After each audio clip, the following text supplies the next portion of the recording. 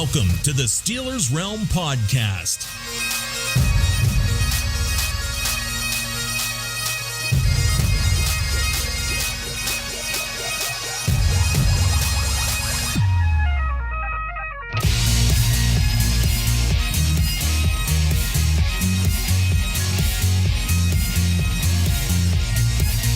And now, here are the boys of Steelers Realm, New Jersey Dev, JT, and the famous TA. Hey, Steeler Nation, welcome back to another edition of the Steelers Realm Podcast, powered by Riverside FM, the high-definition video and audio conferencing tool for podcasters, studios, and business. Riverside FM is the official conferencing tool of Steelers Realm Podcast. Well, guys, I'm one of your hosts, Steeler Nation. Thanks for joining us. We're joined again by our other co-host, TA, out in the heart of Browns country. And on the other side of the state, it's New Jersey Dev. Hey, gentlemen, how you doing out there? JT, we're doing all right, but let's cut to the chase. Let's get to why we're all here. Come on. Speed it up a little bit. Yeah. Without further delay, our Steel City Star Spotlight Player of the Week, one of the hardest hitting safeties for the Steelers and across the NFL, and the only player that make Barry Sanders look average, Pro Bowler, two-time Super Bowl winner, and coach, Mr. Thomas Everett. Thomas, welcome to the realm. No, I'll tell you the story how he made me look bad. But he made all of us look bad. Barry made all of us look bad, though. So I'm not ashamed of that. He tore Rod's knee up. Did he? Yeah. Hey, he tore a lot of knees I'm up. sure it broke a lot of ankles, too, along the way, right? Yeah. Well, hey, listen, Thomas, before we hop into your career, why don't you fill our listeners in on what you've been doing lately after, retiring from football, what you're up to now, and what some of your passions are? Yeah. Well, I've what I do now, I'm involved in training. I work with athletes and clients, youth athletes, high school, college. I've worked with some professionals before, and then I work with adults in their the athletes in their, football, well, not just football, but all sports, sport enhancement, strength and conditioning, that kind of stuff. And I also do some coaching. I coach, I'm a defense coordinator and GM of Nike Dallas FC, which is part of the homeschool associations in the United States. So I'm with that group. It's my first year with them this year, and man, we had a blast doing that as well. Love coaching, and I'm doing the things I love doing. Wonderful. Hey, I got to ask Thomas before JT asks the next question. Since you help professional athletes, what do we got to do to get you up here to help Minka wrap up a little bit? Show him a little bit of that Thomas Everett love when it comes to tackling. Can we get you up here to Pittsburgh? Can we get you up here to help Minka out? Hey, the game has changed, hasn't it? It's not Minka. It's a lot of defenders throughout the league. I guess we can talk about that a little later in the show. But tackling has become. I mean, even with myself and training kids how to tackle, it's become the most important skill in football, and it takes some, especially now the way they call things. Heck, you got to be a professor in tackling just to tackle. Set a pillow down. Some of it, hey guys, I'm kind of confused at what the heck is a defenseless receiver. Is any receiver catching a football defenseless now or something? That's the way it works. Because I don't get it. I don't understand it. I don't really get it. Apparently they all are, Tom. Anyway, we can talk about that. Don't get me started on that. You got any eligibility left, Thomas? We might need you this week. Hey, man, it's wow. All right. Anyway, all right. Let's proceed. I did have a question. We've had a lot of conversation with some previous players, as well as Mike Webster's son, Garrett, as far as CTE and brain health goes. And we see you work with Dr. Joe Ford, who was instrumental in developing the brain supplement Ceregold. And noticed that you were kind of acting as spokesperson for that as well. Is that correct? Yes, I've done some speaking with it, but we were also part of a trial. The Ceregold it's the only patented brain detox supplement out there, and I forgot the number of us. I think there were about 6 or 7 of us part of that study, former NFL players, and man, we did some scanning on our brain, and then after we took this supplement, man, it was just the difference in it. And man, everybody should you guys got to get on Ceregold yourself. Everybody should have that. It's absolutely amazing. And I still take it. I still take it. And I'll take that the rest of my life just because I know what it's done for me from from a standpoint of, like, I used to get a lot of headaches all the time. Okay. But I don't get them. I don't get them anymore. Nice. I don't get them at all. Yeah. So in a nutshell, real quick, and we'll plug it, Ceregold.com to go out there, and we'll make sure to put the links in our podcast and social media and website as well to help promote it as well. But if you were to give like a 15-second high level overview on what Ceregold really does for both the athletes and the average person as far as help you with brain health, what would that be, Thomas? Yeah. Well, it's just it just gives you better mental clarity. It's like it's nutrients for the brain. We detox our bodies, but we need to detox our brain as well. And this patented supplement is designed specifically for that. And I would encourage anyone to get it. It can help. It doesn't just have to be things where we're involved in with football. It could just be some decline in the brain that can help assist it as well. Yeah, I can certainly relate to that. Growing up as a '70s child. So anyhow, well, thanks for that. We'll make sure to help promote that. I think because I encourage everyone to get it. I mean, it's not just for athletes; it's for everyone. So, Thomas, maybe we could connect offline after this, because I mean, nothing against the CBD company that we have a partnership with now, but I'd like to try some of this stuff. That's for sure. Yeah, definitely. Yeah. Hey, we'll get it to you for sure. And Thomas, I got to ask. So, when you guys did your six player trial, NFL players, has any of them, did they all have concussions? Any of them have concussions? Was any of it linked to CTE?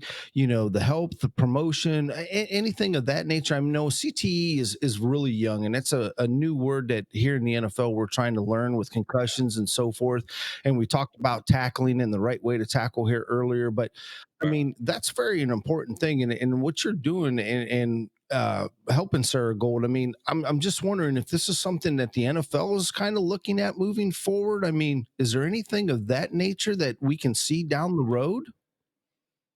Well, we're getting it involved with the NFLPA and that group. So that was the target. It was most of us, that were part of that study. And since then, there's been a lot of other guys using it. And again, guys, it helps with mental clarity, brain fog, just all of that you can think of, the inflammation, things of that nature that we'll have to get you guys to see my thermography. I don't know if you guys know what thermography is, but it's kind of like MRIs of the brain, and see the difference of the before and after. It's absolutely amazing. Well, we'll certainly help you promote that because it seems like a great product. Oh, yes. Yeah, certainly. Yeah. Certainly. Sure. Deb, we'll have to connect, Tom. Yeah. We certainly just have to give our guy, Star, another quick shout out here, because this interview wouldn't have happened without him. He pretty much helped set this up for us, introduced us to Thomas and Carla. And he actually just released an excellent article this past Monday about your career. I just wanted to see if you had a chance to read it, or if so. Yeah, I was reading a little bit of it earlier and got sidetracked with calls, and and ththings. And I'll get back on it. And I mean, it looked pretty good. I was, some of the things you're reading about, and they bring back old memories. And I'm like, wow, I had forgot things I had forgotten about. And they've dissected it, and I'm like, wow, I was reading some of it, and I was like, okay, wow. I was like, that was me. Yeah. So there's some good video in there too. He talks about, he has a good video in there. Some hits we'll talk about later. That's for sure. Yeah, I'd probably be fined, and I'd probably be in jail right now. Get like that. I'd be in death row. Texas, man. Texas. It was some guy on one of the tweets. He's like, "Yeah, you see, Steelers are promoting illegal." I'm like, brother, that's how we played back then. That's Steeler football. That's Steeler football. That's right. Hey, that's just the way the game was played. So yeah, I don't know if you saw my response to that guy. I came in with the internet white knight meme. Oh yeah, was that you? Yeah.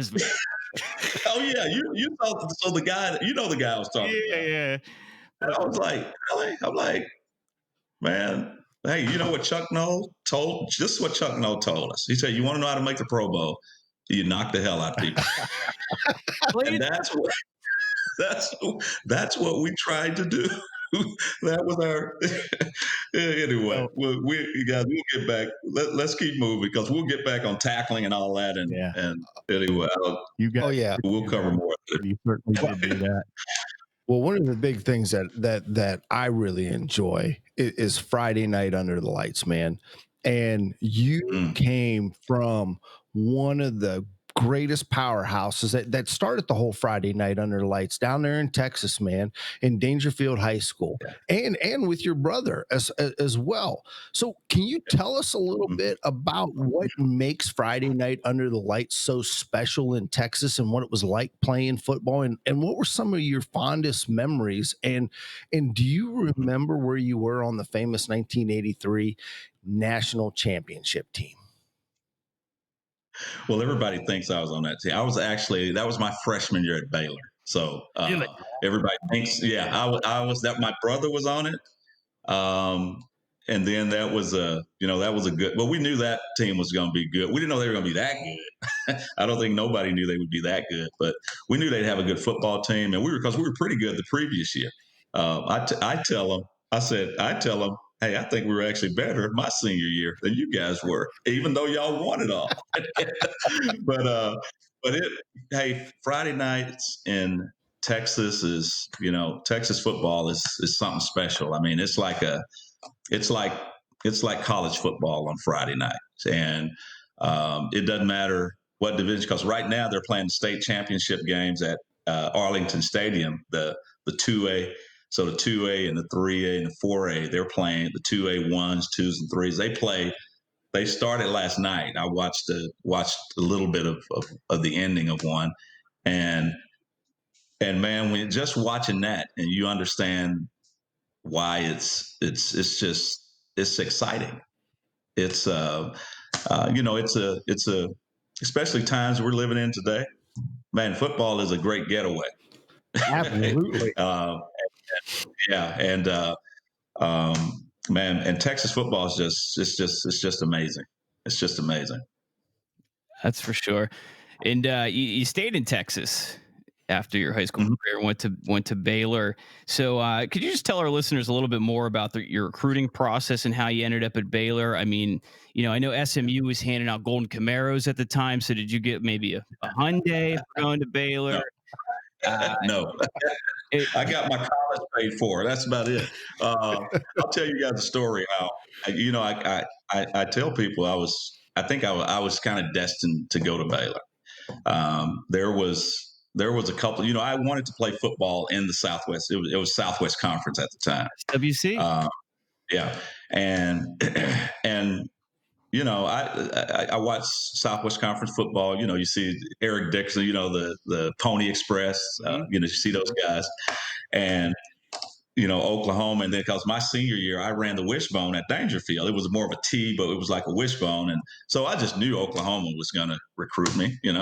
But Baylor was one of the schools that recruited me but that was the only Southwest Conference school that recruited me. And then there was some smaller, there was Stephen F. Austin, North Texas State, in Northeast Louisiana. Those were the four. But I let everybody know up front. I said, man, look, if Baylor recruits me, I'm going to Baylor. So two of them dropped out. They were like, well, screw it. We're not going to fool with that if you're already made your mind up. And so the recruiting process went on, and it got to a point where I didn't hear from Baylor for about 6 weeks. And so, but Stephen F. Austin is calling. They're checking in, and I'm like, well, hey man, I'm going to get that scholarship. I'm going to go to Stephen F. Austin. I told the coach, I really liked the coach who was recruiting the area, loved the coach, and I said every time he'd call, I said, well, I haven't heard from Baylor, and if they don't come around, I'm coming to Stephen F. Austin. And so we got down to about a week before signing day. Had not heard from Baylor whatsoever, and there's a week left. And so I'm in class, and I get an announcement that Thomas Everett, can you come to the office? And so I go to the office, and it's Coach Graves from Stephen F. Austin, and we're kind of heading to the gym, and he's like asking me, well, we sit there in mid-court on the table. He asked me, so what's going on? And, a little small talk. And I said, I'm getting ready to tell this man, hey, man, I am coming to Stephen F. Austin. I hadn't gotten the words out of my mouth. And the door opened at the end of the gym. And this man steps in this gold shirt and just stands down there. And Coach Graves looked down there. We both looked down. We saw it was Bill Lane from Baylor. He got up, shook my hand, and said, hey, you were honest with us. And he walked out that door, and Bill Lane walked in. That's how I got started at Baylor. It was just at that moment. So I was kind of destined to go to Baylor, I believe. Hey, you were almost a lumberjack or a mean green, Oh yeah, I had a couple of homeboys that were already playing there, so it would have been an easy decision to go there. Yeah. Anyway. And Eric ended up at Southwestern Conference rival Texas Tech, right? He sure did. How'd that Texas work out? Tech. I don't know how his recruiting process went. I know he was, an all-state player, actually a better athlete than me. I was just kind of a little bit more physically gifted than him, but athletic-wise, I couldn't compete with, his jumping ability and, some of his speed. But, he was blessed to get a scholarship and go to Texas Tech. And the coaches at Baylor, about 2 years in, Coach Rick Johnson, who's one of my most, I learned so much from that man at Baylor. He said, Thomas, I wish we'd have got your brother, and we would have just been a dominant, secondary at Baylor. We had like 7 guys. My senior year, there was 7 guys that went in the NFL off our secondary at Baylor. And the reason that they didn't is because he was just, Eric was like 5'11", but he was only about 155, so they kind of shied away from that, his physical ability. So and that was the only reason. But he turned out to be a pretty good one. Yeah, that's for sure. They definitely missed out there. And I'd say you turned out to be a pretty good one too, taking the first ever Jim Thorpe Award and beating out your future Steelers teammate, Rod Woodson. So tell us a little bit about that, and that magical senior year of yours, where you took home the old Jimmy Thorpe Award. Well, the Thorpe, I really wasn't even concerned about the Thorpe. I knew there was an award coming out to DBs at the beginning of the year, but I didn't think about it. I was just trying to better myself as a player and just play and win ball games. That's how I always approached it. I wasn't even thinking about anything in NFL. I wasn't thinking about anything. I was just thinking about getting better as a player right then and there, and just winning ball games each week. Because Southwest Conference was loaded back then, and we had some good ball teams. And so, when that came up, they kept how many there was. They kept cutting down, but I didn't even think about the Thorpe Award. I was just playing football, guys. That's just my mindset. I just played football. Wasn't thinking ahead of any, and wasn't looking at any awards or anything. I was just wanting to win. I wanted to play in the Cotton Bowl. So that's, the winner of the Southwest Conference went to the Cotton Bowl, which we never did. But that was our goal. We were always set our goals out to that. And then, I became one of the finalists. And, that was really awesome. Just being up there in Oklahoma City and receiving that first award. It's kind of, I'll tell you guys this real quick before we move on. But when we were I've presented the Thorpe Award twice on the ESPN College Football Awards. Yeah. And so the last time I did it, it was I think the three guys were Adoree Jackson, the one at Buffalo now. What's his name? The real good one, 27 at Buffalo. Latavius White. And then it was a guy who was here in Dallas. Those three were the finalists. And I'm sitting there in the room. So they really lay it out for the Thorpe Award. So a lot of the other awards, they don't do anything, but the Thorpe, they have so we're there for 3 days. They have something for the guys that night, the next day, like a breakfast the next day. And then they have the something after the award show. And so I was sitting there and I'm looking around, and from this was back in the first Jim Thorpe Award, I was the only one there at that meeting. So all the guys who presented it, like Lynn Draper had just passed. I didn't realize he had just passed. And then all the other guys who were there and who presented and I was the only guy in the room that was at the first one. I guess that's showing my age, huh? You're the last man standing.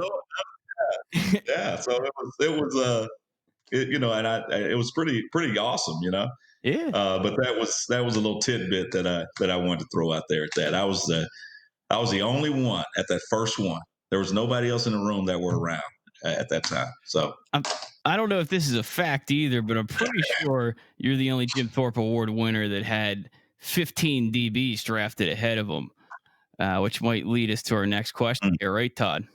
Absolutely, because with what Deb just said, 15 DBs were drafted before you. You were the Jim Thorpe winner. 15 went before you. Mm-hmm. Out of those 15, 9 DBs played less games than you did, and only 3 lasted longer than you did.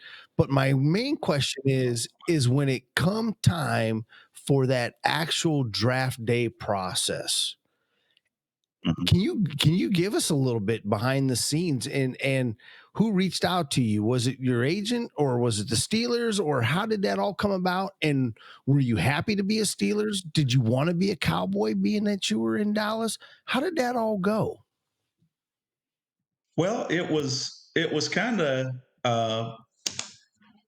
you talking about the day of the draft, right? Day of the draft. Okay, so the day of the draft, I'm there. Now here's, you guys got to remember now, y'all don't remember, but I'm just letting you know what had happened. So I went to the combine, and I like literally tore my hamstring almost. So I pulled it. So after the combine, you know how the teams now, they go out to scouting, they go to all the schools and do all that.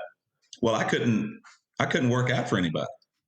And so so even all the scouts were like, Thomas, that may drop you some rounds, and then I was like, yeah, man, it doesn't matter. I'll, when I get in there, I'll show them. And so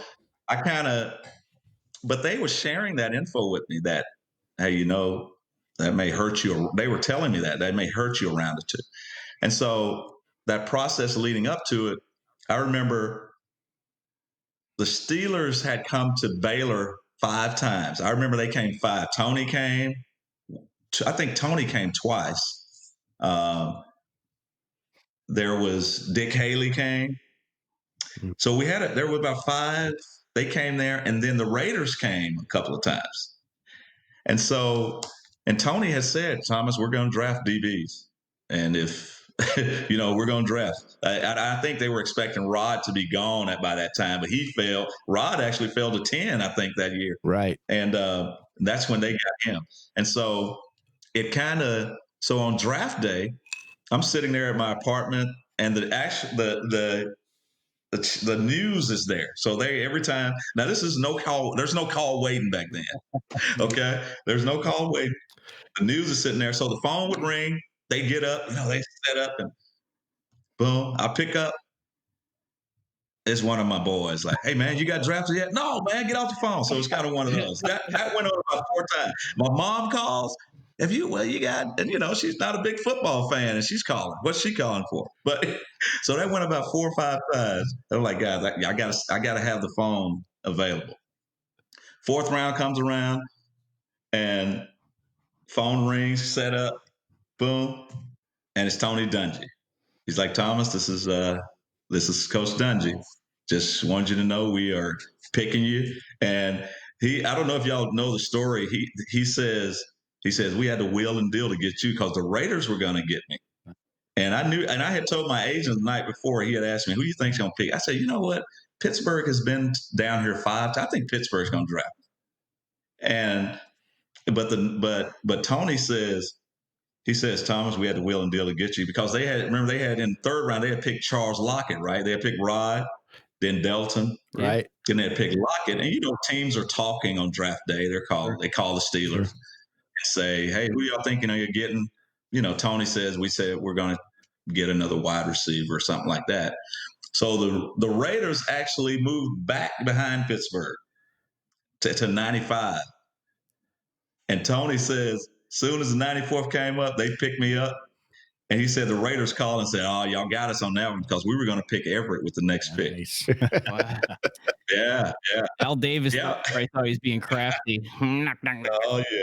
Hey, guys, but believe it or not, I was actually a Raider fan growing up, believe it or not. There it is. There it is. There it is. But I'm a Steelers fan, though, when I got drafted by the Steelers. Well, you never guess that. No, I wouldn't have guessed you were a Raiders fan either growing up, neither, and especially not being down there from Dallas. Yeah, really. There were already too many Cowboy fans in Dangerfield, so me and my cousin were the only 2 Raider fans. Well, I'm glad that the black and gold picked you up instead of the black and silver, because I got to ask. Amen to that. Me too. One of the things is, of course, rest in peace is Chuck, and Chuck, as we already know, is an icon in Pittsburgh, and his demeanor and the way he coaches today, because let's face it, you brought up an interesting point about the draft. Today, the draft is glamorized. I mean, you have all these great big draft parties. You see all the college students with their families and 20 to 30 people, and they're in nice homes. And I'm thinking to myself, man, these are some pretty fancy parties. And here you are with just the one landline, hoping that everybody would hang up just so you could get the call that you were waiting for. And then you get picked for the Pittsburgh Steelers. All right. And you're going with the legendary Chuck Noll. And let's face it, Tony Dungy, I mean, he went on to have an illustrious career as well. What was it like playing or being coached by probably 2 of the finest coaches to ever grace themselves with the NFL? Because they were gentlemen. Yeah. They were gentlemen. Oh, and you know what, guys? Hey, that's all God's aligning. That is. That's his work, and I am thankful and blessed to have going to Pittsburgh and having I was actually been blessed with all my coaches and mentors, but coming from great coaches at Baylor and then coming there at an icon, Chuck Noll, because I remember watching all the Steelers, Steeler and Cowboys battles and Steelers and Rams and the Super Bowls, and remembering all those great plays. And now I'm going to be there with him, and then getting a chance to meet Tony Dungy through the process of leading up to the draft. I was like, man, this guy, I would love to play for this man, and man, that was just you couldn't ask for a better setting coming there, and just all the guys that they drafted that year. I mean, these are all like real close. We were a real close group there, and and we still are. And man, it was just having Tony. And when he left and went to Kansas City, we were all like, "What do you mean you're going to Kansas City? Or we're going too?" Yeah. And but he's just you guys know Tony. That's just class personified right there. And to this day, yeah. Man, yeah, that's what I'm saying. It's class personified, and that's the kind of the man you want kids to be led by, that man. And so just him, and of course being there with Chuck Noll. Chuck Noll is physicality. I'll tell you guys one thing. When I got to Dallas, so we were I'd gotten traded, and we're kind of later on in the year, and it's a Friday, right? And because it's funny, I'm hearing Coach Tomlin, I guess they practiced in pads last Friday or something. Right. They practiced in pads from what I hear. Right. Oh, they practice in pads now? Yeah. But check this out. Our Fridays in Pittsburgh were the most physical day. We went goal line live, 12 yards going in. It was 10 plays. It was live, ones versus ones. It was live. So we've always had that mentality, that physicality, that Steeler, that it's hard nosed. It's bring your lunch pail. It can be 10 degrees outside. We're not wearing sleeves. Right. That's kind of the mentality there that we had. And, and all that is from Chuck Noll. So that's just how we were bred that. I like that Tomlin went with full pads on Friday. I mean, what do you mean? These guys, what do you mean full pads? That was nothing. We did that every Friday. Right. And we went live. It was live. It wasn't, it was live to the ground. We tackled back in the day. Because let's face it, you practice like you play. And if you're going to practice like a pansy, you're going to play like a pansy. You got to get in there. Absolutely. Well, I do got to say one thing. I read there where Tony Dungy said that you were one of the hardest hitting safeties, and when you fell to us in the 4th round, there was no way he was going to pass you up. And just to put it in perspective for our listeners, you were 5'9", 190 pounds, and you played like a 6'4", 235-pound linebacker when you hit the field. You were ferocious. Thomas, I used to love to watch you play, man. I can't imagine how many people that you intimidated in your playing career, and I cannot understand why the Hall of Fame is not looking closer into you, not because of the stats, but because the way you played the game. You played the game with love and passion, and I'm going to leave it at that, and I'm going to let somebody else take it, but I had to put that out there. These folks have got to start looking at you for the gold jacket, brother. I mean, they really got to start looking at you. All right. Maybe I'd look pretty nice in a gold jacket. I think you would. But if you do, you got to put a little bow tie on. I'm thinking a little gold bow tie will make that gold suit look good. Oh, man. Hey, I appreciate those words, man. That's just, that's just how you play the game full speed, and, you can't play less than full speed. I mean, I don't know. It's anyway. Hey, appreciate all your words. Hey, I didn't mean to make you humble, because what most people don't think about, because and I want to say this to the listeners, a lot of people may have looked at you as a headhunter and a ferocious person, but how you just answered that is exactly how you played the game. You played the game with love and passion, and you were very humble about what you did. You didn't go celebrating or doing a little dance or bounce up and down because you were happy you took somebody out. You just played the game, and that was part of the game, because that's how you were taught to play the game. And I appreciate your humbleness about that, Thomas. I really do. Well, I was just doing my job. That was my job is to not let you score. My job is to dislodge the ball from you. My job is to get turnovers. Yeah. And that's how I played it, and that's how we all played it. And, that's just, when you're on the field with some of the players I was with, and your contract is backloaded with incentives, Okay, you're trying to make those incentives. See, I see that a lot in football now. The money's so large right now, and they get it up front. When it gets tough, there's really no incentive. I don't have to run out there and do that. There's no incentive to go tackle that guy. I've got my, already got my, I've already got my 30 million or 20 million or whatever. Right. That's, contracts are, they're different than back when we were. And if I'm trying to be first on my team in tackles or second or third or whatever, and and I got Greg Lloyd and Rod Woodson and me, and I had to play hard because those were some pretty dang good players that are, you know what I mean, a Hardy. I mean, you guys know what I'm saying. You were on Darnell Lake, those guys. Yeah, you were on the number one defense. You were on the number one defense. You're the one of only two safeties in NFL history to be a starter on a number one ranked defense for two different teams. And folks, wow, really? Yeah, and Thomas, if you'd get a chance to read Steel City Star's article, a lot of the stuff we're throwing at you are right out of there. We can't take credit for it, but it's an exceptional piece, and I'd say one of your more underrated facets of your game is your run defense, and the ability to close in on the ball. But one good point he brings up, and a statistic that should be a statistic today, and it's not counted or anything of that nature, is force drop statistic. Mm-hmm. And he links that to the hit on Toon in the 1989 season. You remember that hit? Yeah, I remember. I remember a lot of my big hits, man.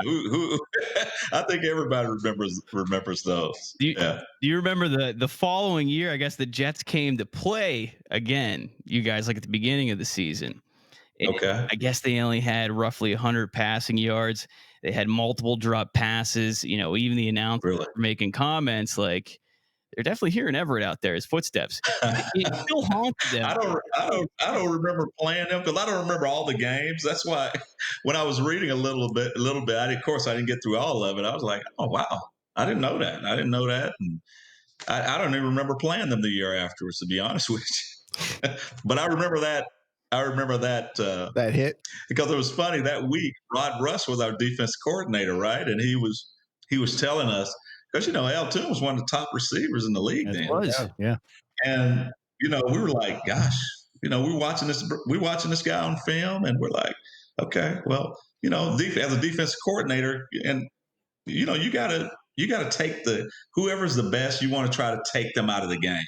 I'm talking about like rolling coverage up, rolling somebody over them, taking them out like that. Yeah. And so I think that was the first play of the game. That was actually the first play of the game.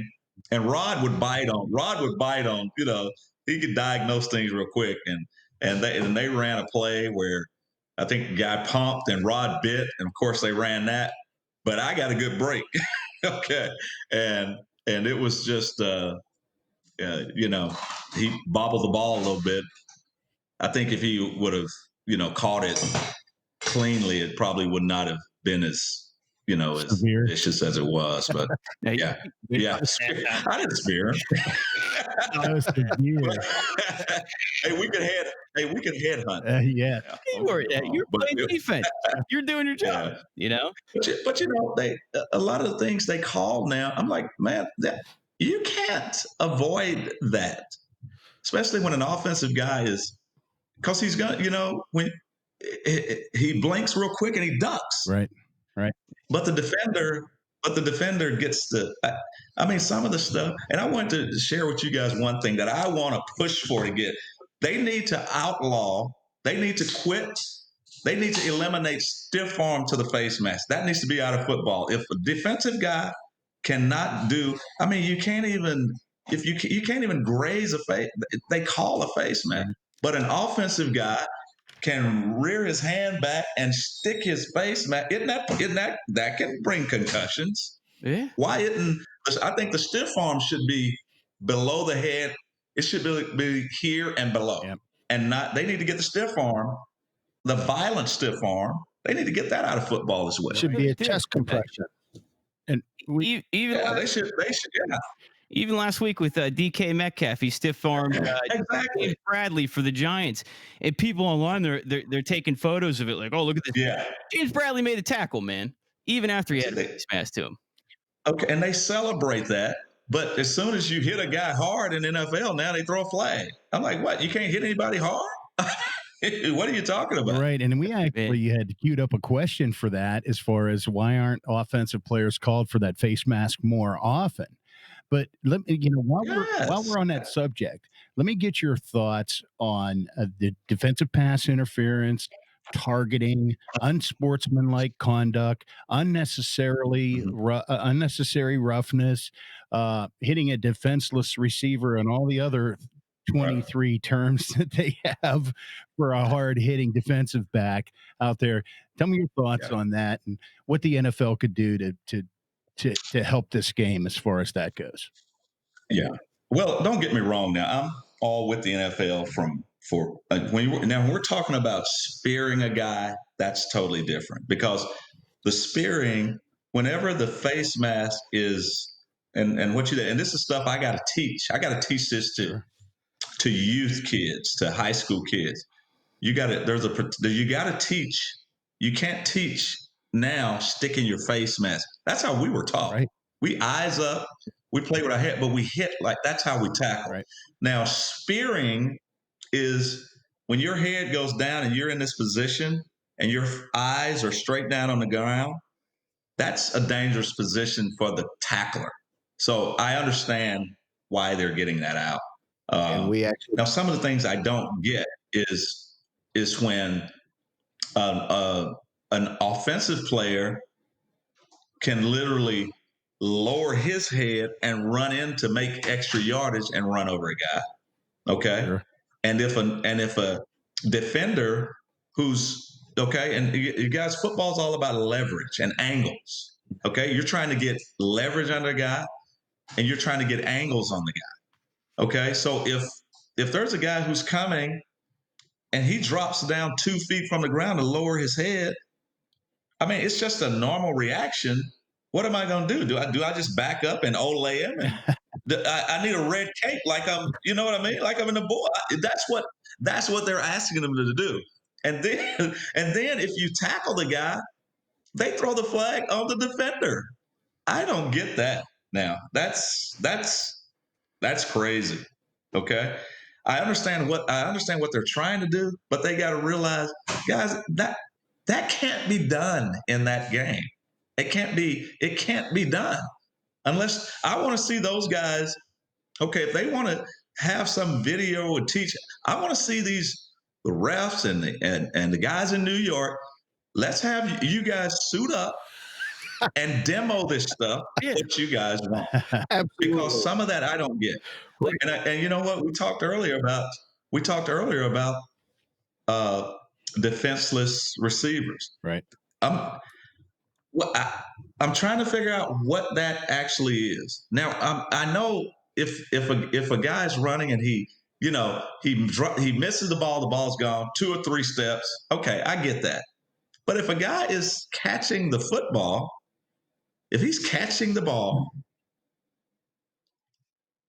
and I hit him, and I actually hit him hard, they throw flags on hard hits, which I don't get. Oh, Thomas, to me, that is how is catching a ball defenseless? Right. You got to let him catch the ball first, though. Right. Now, I guess that's what they want you to do. They want you to catch the ball, let them catch it, take 2 steps. I mean, I don't get that. Man, you got guys' jobs are at stake. Yeah, I like your take on that, though, where they should have the refs, out there like GM with cars and the test dummies. They should do that with the refs.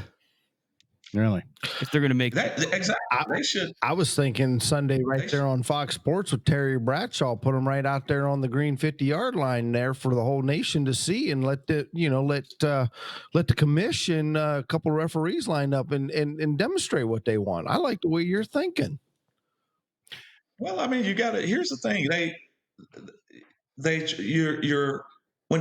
You don't understand the speed of how that goes. It's boom, and then you got a guy who's ducking, a guy who's getting ready to get hit and ducks, but it's the defensive guy's fault. No, it's not. The defense, and they talk about targeting. What do you mean?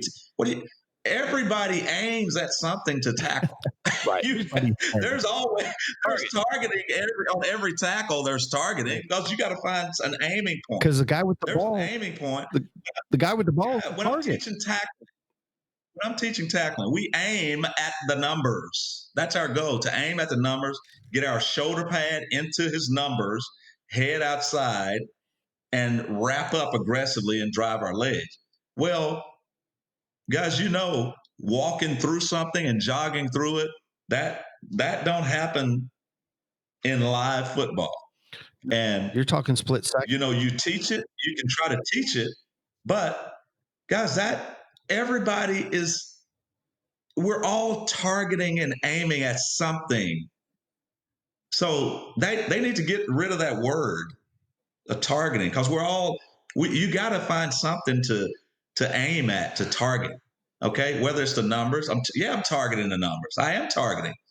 I'm aiming at his numbers to go there. Now he's gonna move and duck and do things to try to avoid the blow, but I mean, I'm confused on a lot of that, just like you guys are. I can see it in your eyes. Look at your eyes. Oh, yeah. I need some Saragold, Thomas. I'm gonna need a bunch of that. What's going on?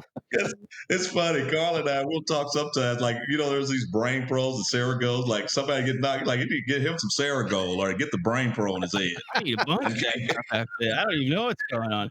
But Thomas, I feel like nothing makes you more fired up and angry than somebody not form tackling. You ever watch the show Bar Rescue with the guy John Taffer? Love it. I love that show. Man. Nothing makes that guy more angry than raw chicken in a kitchen. I feel like that's the same way with you with form tackling. Kill somebody. Right. Form tackle now because they're outlawing it. How are you supposed to tackle somebody? So, hey, I mean, some plays now. I see a guy make a tackle. I'm like, okay, I guess that's going to be a flag, and I'm shocked when there's not a flag. And then they'll even throw a flag like 5 seconds after sometime. I'm like, come on, man, really? How are you guys? But you'll allow a running back to rear back and actually hit a guy in his face mask. Okay, you guys y'all not telling the truth about you trying to take that out of the game, because you still got that in the game. Right. Mm-hmm. You still got that until you get that out of it. Now you can talk a little bit more. You got to get the stiff arm. The stiff arm to the head, to the face mask should be outlawed. They should outlaw. It should be here down.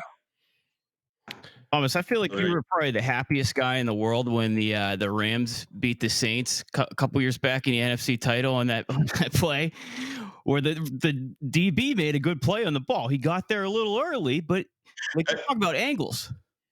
But you know what? No, that was some coaching error by the Saints head coach. It was. They should have just ran. Why are they throwing the ball anyway? Exactly. And stopping. All they had to do was run the clock out. They would have won the game. No, you're trying to get greedy and you throw an incomplete pass and this and that. No, that's on the head coach. Now everybody covers it up with that play, but you got to go back to the head coach on that one. That's his blown thing on that. Yeah. And quickly here, because we don't want to keep you too long, though, Thomas. But before that's okay, I'm loving it, man. We can keep going all evening. Awesome. I'm down with that. No, I'm just kidding, though. I'll hang out with you all night. I'm here till Thursday. Yeah. But it is Thursday, next Thursday. But before we get into your Cowboys career, and we'll breeze over that, even though you had a great career with the Cowboys. Right. Yeah. You were talking about angles and defenseless receivers, etc.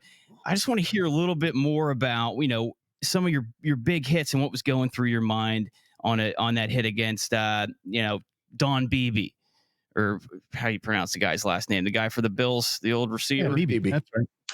Yep, Beebe. When did I hit him? I don't even remember some of the guys.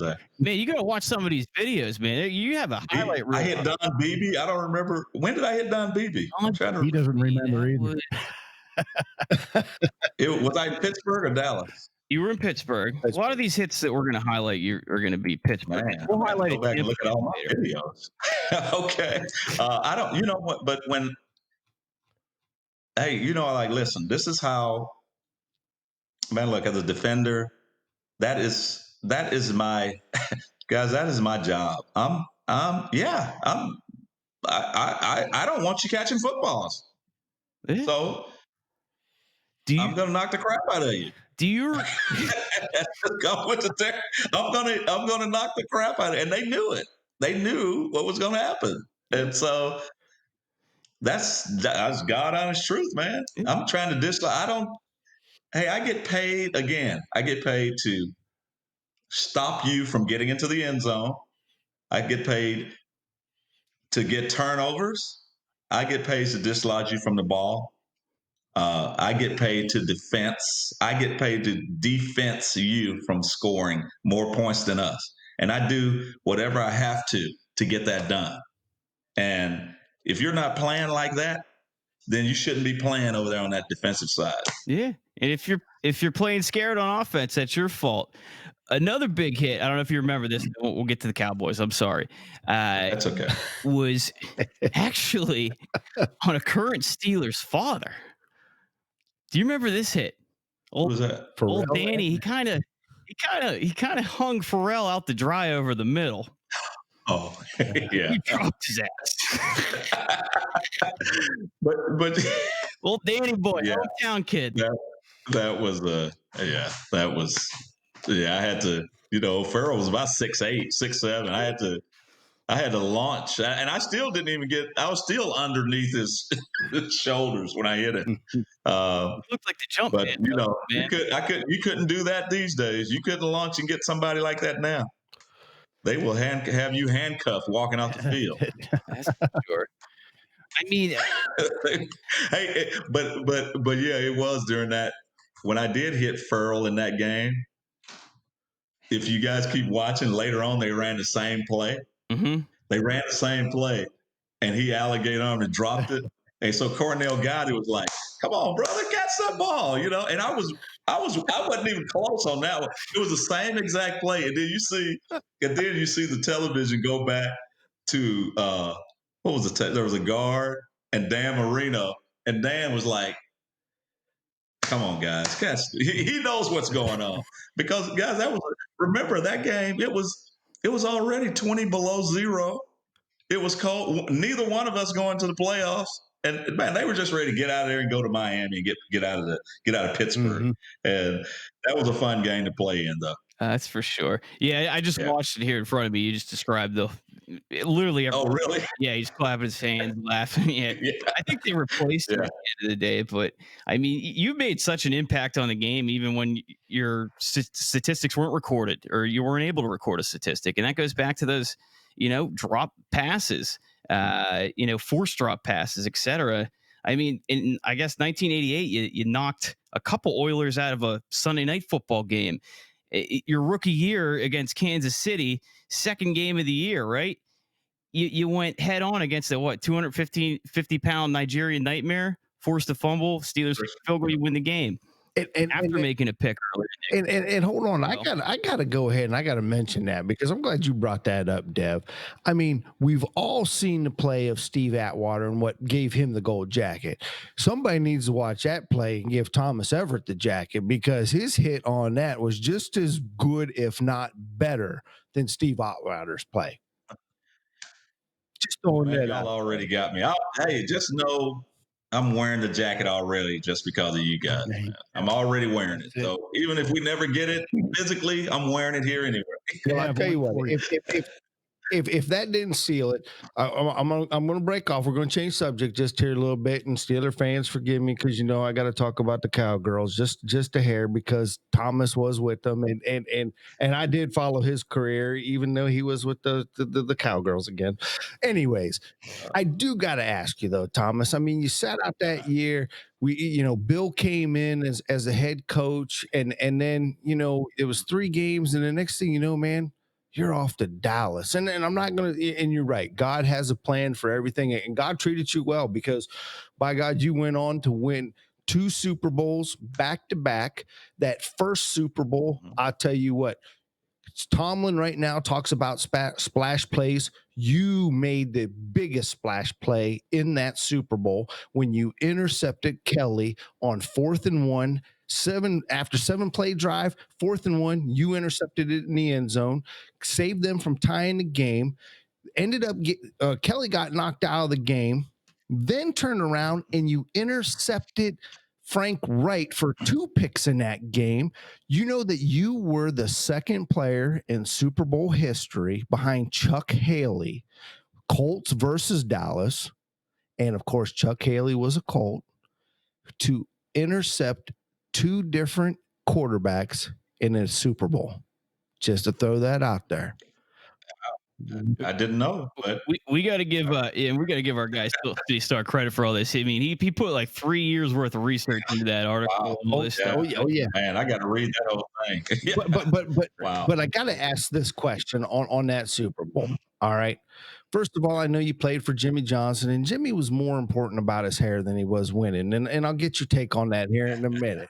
But my question is at the end of that game, how much crap did you guys give Leon Lett for going ahead and trying to play Michael Irving there at the goal line to only lose that damn football?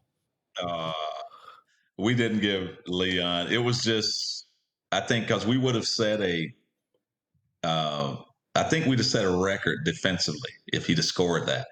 But when it happened, I didn't even think, I didn't think anything else about it. I think the thing with Leon Lett was the one on Miami on that. That's the one that's really wrong way, Willie. The one there with Don Beebe. Wrong way, Willie. Because you see that one happened.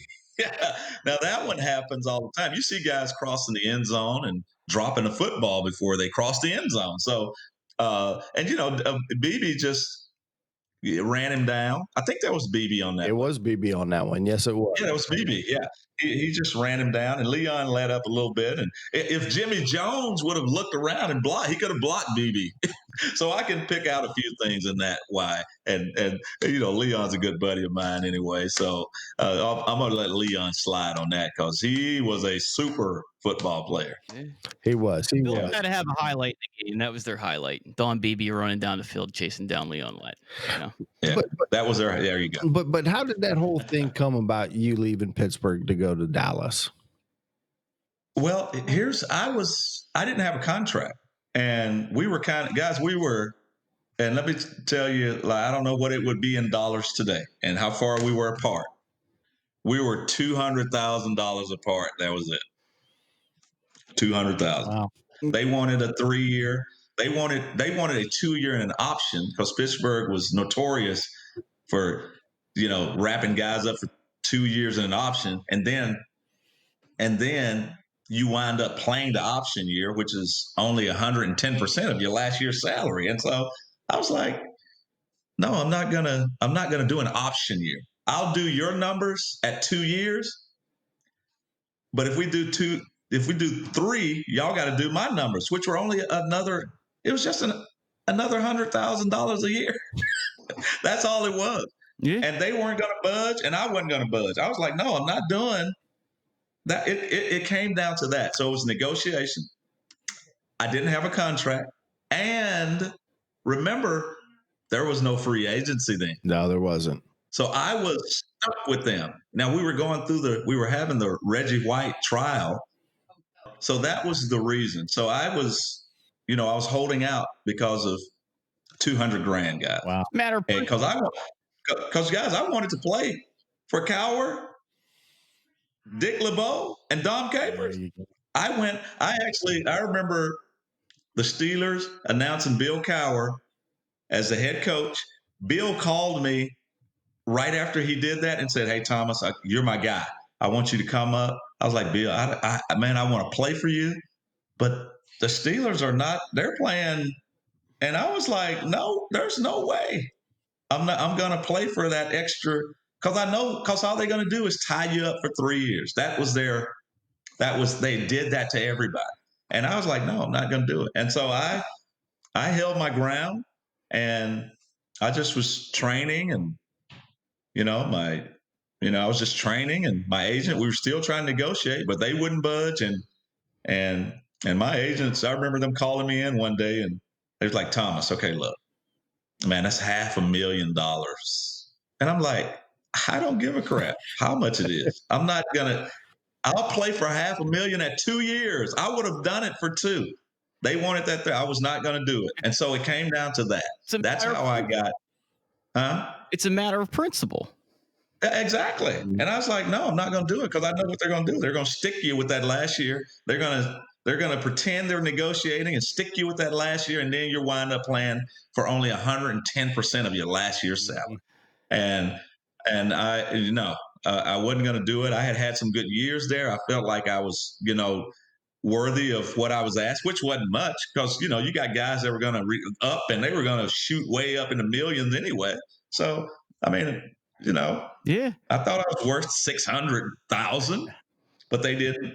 And so that's how, and then what happened, they played that hardball until that Monday night game at halftime when they announced that the players had won the free agency case. And so anybody that was holding out can now negotiate with any team in 2 more weeks. Oh, now it's flipped now. And now they're like, oh, now we're going to lose it for nothing. I'm like, are you serious? Y'all played that hardball stuff. And now when I got it, now you're like, worried you're going to lose me for nothing. I'm like, get the hell out. So then the trade happened. That's how, because I wanted to play in Pittsburgh. Mm-hmm. I wanted to be there. And I wanted to play for Bill and Dick LeBeau because I did go up, even though I didn't have a contract. I still came up and went through the mini camp with those guys. And I was like, man, I wanted to play for Dick LeBeau bad and Bill Cowher. I wanted to play for those guys. But that's what happened there. And so, but I tell you what, that Tuesday morning, the phone was ringing. It was teams calling. and I knew Dallas was on the up and up. Dallas just outbidded everybody. And heck, I was right in Dallas too. So I was like, well, that's kind of a no-brainer right there. Right. Yeah. So they should have just paid you. I mean, anybody that has to spend 3 weeks in Latrobe in a dorm room, that's worth $300,000 there alone. Really? Yeah. Oh, well. Yeah. So, no, it is a matter of principle. And the reason why I'm so adamant about this, because we had Chad Brown on the podcast. He was there after you. And I believe that the quote was he was the 24th consecutive player that the Steelers lost to free agency or a similar situation like yourself. Right. Really? Right. Yeah. Well, Steelers were the lowest paying team in the league at the time, man. And boy, did they. Man, they got a lot of production out of what they had. Well, let's face it, Three River Stadium was. Now y'all know. Now you guys know why I left and why. Yeah, I mean, I wanted to play there. I remember that day. I remember going in there. I think I had met with Tom Donahoe, and I mean, I wasn't in there 5 minutes, man. I walked right out, and I was like, no. And I went in the back and got a few things. I told David Little and Hardy, I think they were back there. I said, man, I won't be back here. And they were like, yeah, right. So that's kind of how that went. But what about Joe Gordon? You remember him? He's been on our podcast before, Joe Gordon. I was going to ask him. Really? That. Yeah. We had Joe on. Man. How much interaction did you have with Joe? That's awesome. I did not a lot. Dan Ferens was the guy that I had negotiated my first 2 contracts with.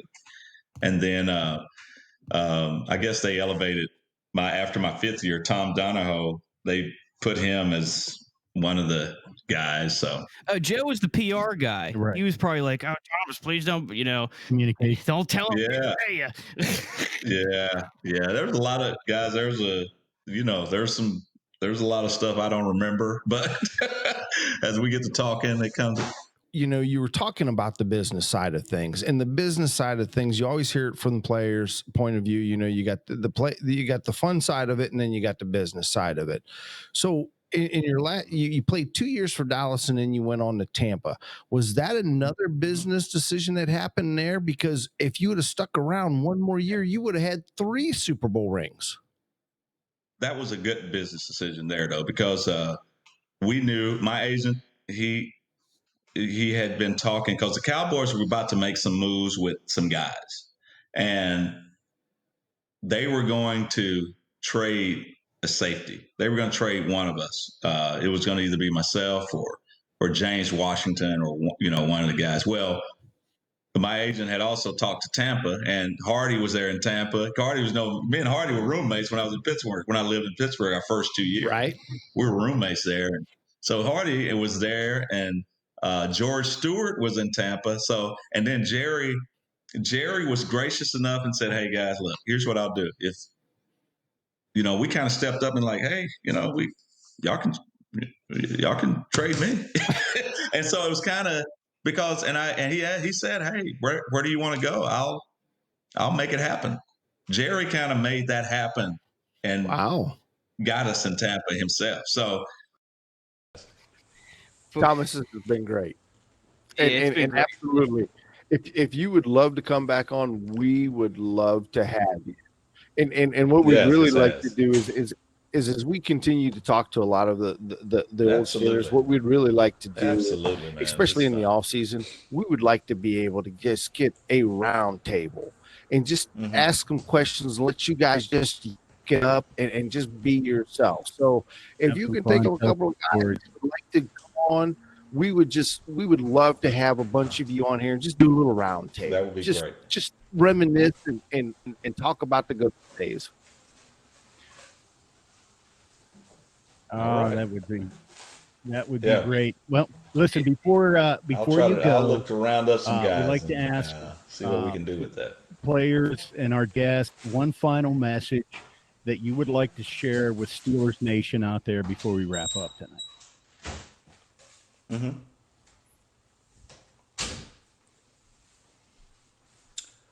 Oh man, just the Steeler Nation, just keep doing what you're doing. Y'all are the greatest fans. There's no doubt about it. That was one thing I was always excited about was Steeler fans, man. They show up. I don't care how cold they are. They are absolutely amazing. I know Myron Cope he and I got into an argument one time. My rookie year, I was doing his show, and he was and this was before I got, the stigma of the terrible tile, before I really understood it all. Yeah, right. So we're on his show, and he's asking me, "Hey Thomas, y'all know how he talks, right? Hey Thomas, this is my red coat," and he was talking about, well, what is more exciting, is it Steeler or is it? I said, well, Myron, to be honest with you, I think college football is a lot more exciting. There's a lot more, you got younger. Oh man, he was so mad at me. Myron I thought Myron was gonna jump across that table and choke me. It was awesome, man. But man, the fans there, guys, I think they can get it turned back around. I think those two games they just lost are blessings in disguise. Hopefully that's the case, and don't fret them. I think Big Ben will get them back rolling, and they'll get healthy. And I know they've lost Bud Dupree out for the year. He's out. Yeah, that's a big loss. But hopefully they get there's be a linebacker or two that steps up and and can make amends for that. But I think the Steelers are going to be fine. And this is like the SEC. The next they got a great chance. It's wide open. Western Carolina or Morehead State before the rivalry games. This is kind of like that for us. A little tune-up for the playoff. Yeah. They need to go out and where do they play Cincinnati at? Are they in Pittsburgh or Cincinnati? In Cincinnati, yeah. They need to go take care of their business there, and and because you never know, they can still probably, you go take care of business. You never know. Kansas City can slip up, and you can still get that. They can slip, and you can still get home field. I think they're going to need home field advantage. Right. That would have been nice to see them just kind of get that home field advantage. But good point. You got to buckle up, and we got to get the run. They got to get the running game going, man. That is, you got to get the running game going. You can't win the NFL running just back throwing coming out of high football. school recruited. You better get that running game going here this time of the year. Shit. Mm-hmm. Do I? I don't have any eligibility, man. Well, if you happen to have I played all of my years. Tim Worley or Merrill Hodges' number, can you call them and see if they got a little eligibility? You need somebody behind that backfield. Yeah, I don't know if those. Left it all. Well, back in the day, we played all the our years. So. Walter Abercrombie. Another big. All right. Nice. Yeah. Nice. Well, back, man. Oh, Walter. I Thomas, stay in touch with Walter. thank you I so stay in much touch for with your Walter. time. Yeah, I It sure has do. been. Yeah. Thank you for your input All and your right. insight. Guys, it's been fun. God It's bless, been great. man. Yes. Take care out there. I would love to see you Thank again. you, Thomas. Thank Talk- you, Thomas. Thomas, it's been a pleasure. It's been my God bless pleasure, you. guys. All right. You bet, fellas. All right. Take care. Sorry for killing your laptop. Thomas Everett, ladies and gentlemen. Oh, that was a wonderful interview. Yes, That was true gentleman. What a guy. Needs to be wearing a gold jacket. That's for sure. Certainly does. Amen, brother. Amen, brother. I didn't realize that until how eye-opening his statistics were and how big of a snub he got, that he was only nominated for first time in 2018 until I read that article, and Todd and JT, you read it as well. It's some incredible stuff there. But should we Chris Berman this Bengals stuff real quick, 2 minutes, because nobody cares at this point? Yeah, let's wrap it. Let's wrap it up here. It's prime time, baby, and it couldn't come at a better time. Monday Night Football, 8:20, Paul Brown Stadium. Steelers going against the Cincinnati Bengals. Speaking of Myron, Steelers lead the series 67-35. Last matchup earlier this year in November, Steelers won pretty handily on that game, 36-10. We got ESPN announcers, Steve Levy, Brian Greasy, and Louis Reddick, who we interviewed, who interviewed for the Texas GM job this week. That's good stuff out there. But then on the radio, out of that booth because he knows those guys won't be together again next year. Yeah, radio side on DVE and Steelers Radio Network affiliates. Badass Billy Hillgrove, Tunch, Craig Wolfley, and Missy Matthews. The weather is going to be decent, 47 degrees with a little bit 10 to 15 mile an hour winds and a chance for precipitation. But, without a lot of stuff, let's breeze through it. Bengals are just having 2-10 in 1 year, 5 in a row, losers. We got now quarterback Brandon Allen, a fifth-year journeyman quarterback. Tyler Boyd. Yes, Tyler Boyd actually stringing together another decent season.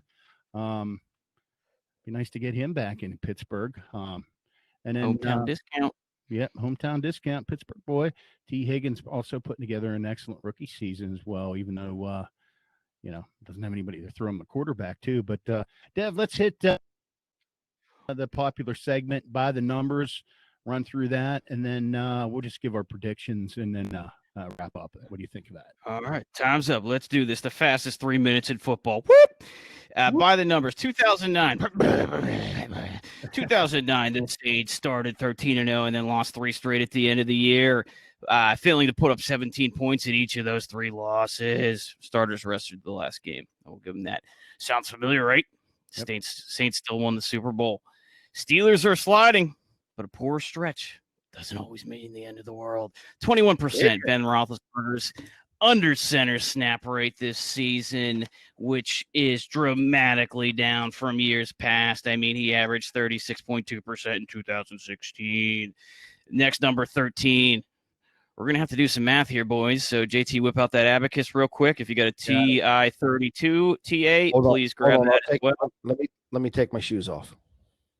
8 tackles for loss, 3 sacks, 2 INTs. That's just a small glimpse of what Mike Hilton has done this year. Yeah, he's one of only 9 DBs to do so in a season, and we still got 3 games left. Yep. 8. We have 8 days off this week with a pretty good certainty that we will be preparing for a game that's going to take place on Monday night. 7 pressures by Alex Highsmith over his first 2 career starts to go along with 5 hurries, 4 quarterback hits, 1 QB knockdown. Quit trolling his goddamn dad on Twitter. He's a cool guy. 4.6. Ben Roethlisberger's average air yards per completion. This marks the 3rd lowest in NFL history dating back to 2000. So that's the past 20 years of history among quarterbacks with a minimum of 300 passing attempts in a season. He's up there with David Carr and Christian Ponder. Great company to be a part of. 3.7 is the last number here tonight, folks. Steelers yards after carry this season. 3.95 yards per carry over the left side, 4.54 yards per carry over the right side, 3.28 yards per carry up the gut. Stop running the goddamn ball up the middle, Randy. That's your by the numbers. Well, Dev Berman, right. I'm glad you can get a drink of water now because I'm sure your throat hurts. Well, we're going to go ahead and give an injury report right now today, and the injury report is we just don't give a you know what. So let's just go ahead and talk about this. Will Terrell Edmunds play like the safety that knocked out his daddy? Knocked out his daddy. Also, Joe Hayden coming back this week? What's the word? Negatory, Batman. He will still be in the bat cave this week. Okay. How about somebody throw Mike Hilton a friggin' bone? James Conner, status. Quad in. Hurt again. Not looking good for JC again this week. Benny Snell football. Benny Snell football. Hopefully he starts running like the UK running back that we drafted. Hopefully Jalen Samuels can take a handoff. He only catches passes. All right, guys. Quick prediction before we wrap up. Is this a trap game? Oh, you know what? I don't want to hear that word. I don't want to hear that phrase again anymore. Walk in your trap. Your trap. We've had enough of that crap. How about it? Every game from here on out's a trap. Sounds like it's trapping season out here in the middle Amish country in Ohio. We got to get a little furs, man. Keep yourself warm during these winter nights. Christmas. Before we run out of recording space here, let's get predictions and then wrap it up. Steelers win, Bengals lose. Yeah. Okay. Mason Rudolph will play the majority of the game. Steelers win 20-3. Mason Rudolph. You know what? No scores. Just let's predict predictions. So Dev's got Mason Rudolph will play. PA, what's your prediction other than Steelers will win? Come on, something off the wall. Something off the top. Holy smokes. Chris Boswell takes a snap from center. Okay, I love it. The boss takes a snap from center. Okay. I'm going to say Williamson has an INT. Williamson has an INT.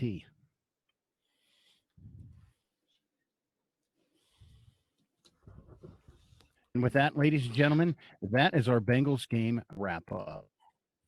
Thanks for hanging tough with us. A lot of info from Thomas Everett out there. Been fun, guys, hanging with you, talking our favorite subject, the black and gold Pittsburgh Steelers. Let's go Steelers, everyone. Steeler Nation, careful in the hot tub. We'll see you next time we're out of here. Steelers Nation, I hope you guys enjoyed that interview as much as we do with Thomas Everett. And I want to say special thanks and shout out to Steel City Star. If you guys have not been out there to see his stuff, please go visit his website. The man is an utter genius. Steelers Nation, train keeps rolling. Gonna go take some Cree Gold after that one. Let's go Steelers. Sarah Gold. Look it up on the website, SteelersRealm.com. Right at the top, Sarah Gold. It'll be there. Good night, all. Let's go Steelers.